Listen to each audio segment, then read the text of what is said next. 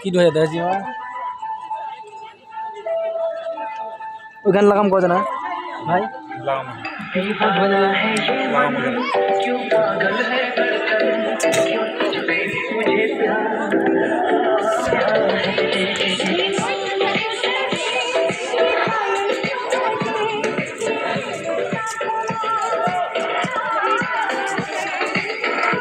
ইমাইছে team মাইছে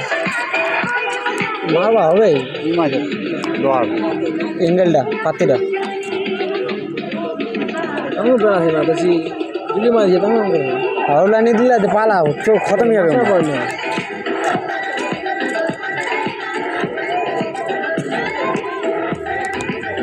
কিন্তু তো মাছ পার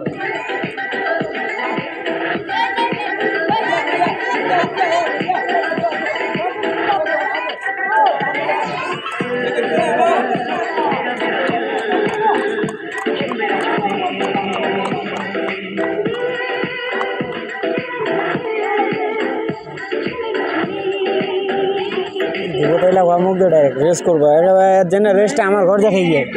ভর্তি হলে তখন কি ভর্তি হলে তখন রামাই হাতে পা বড় পা ধরে গোয়া চলে চলতি না হ্যাঁ দুবার